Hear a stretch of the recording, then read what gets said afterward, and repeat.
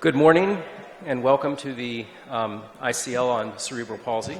It's a pleasure for me to be here. These are my disclosures, none of which are relevant to the talk. As an introduction, I'm going to give you an overview of the gross motor function classification system. As all of you know, it's divided into 5 levels. We'll briefly discuss applications relative to natural history and outcome assessment, and then I'll spend most of my time talking about how the GMFCS can be applied for guiding care and standardizing clinical decision making.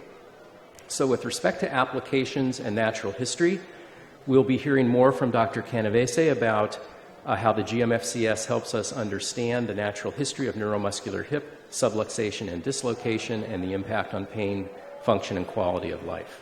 We'll also hear from other speakers about how the GMFCS helps us better understand the outcomes following hip reconstructive surgery. Relative to gait and function, if we look at age, compare it to GMFM66 and divide the subjects by GMFCS, we see that motor function improves up to about 7 years of age. For the highest functioning children, it stays steady throughout adolescence, and for those with more severe impairment, there is deterioration.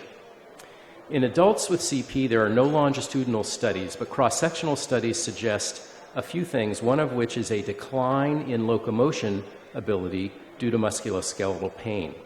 There are many elements that may contribute to this decline, but clearly there is a decline in young adult life. The GMFCS helps us better understand the efficacy of single-event multi-level surgery. We'll be hearing more about this from Dr. Canavese. So, the GMFCS and clinical decision making. For our purposes, it's helpful to recognize that the decisions we make for GMFCS 1 and 2 are fairly similar. The decisions for 3 are complex, we'll talk about that. And the decisions for the 4s and 5s are also fairly similar. Beginning with the 1s and 2s, from the natural history we know that there is deterioration of ambulatory ability in adult life, and therefore we should be aggressive and proactive in performing surgery to improve and optimize gait. There have been enough studies to show that this approach is efficacious, and again, aggressive proactive interventions are recommended.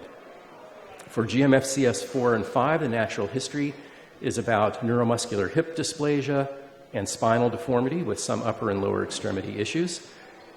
The decision making here is moral, it's ethical, and it's financial, and it must involve shared decision making with many individuals. We'll be hearing more about the impact of hip surveillance on hip health in adulthood, but the GMFCS can guide us into the proper mechanisms and timing for performing hip surveillance. Now, at the GMFCS 3 level, things get the most complex. This is a transitional level with respect to natural history between ongoing good function and poor function with respect to ambulation.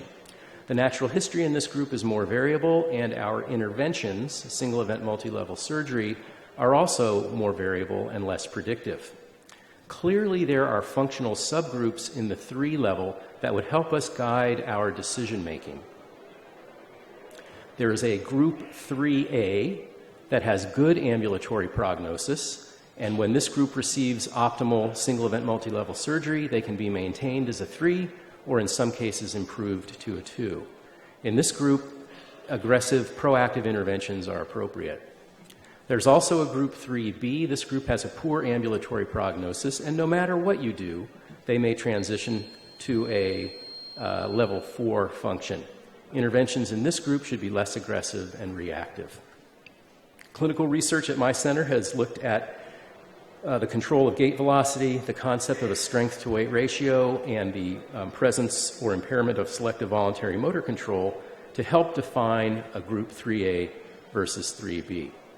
In summary, then, the GMFCS is very helpful in organizing our thinking relative to natural history and outcome assessment for a variety of the things that we treat in children with CP, and it can be a great guide and help us standardize our clinical decision making. Thank you.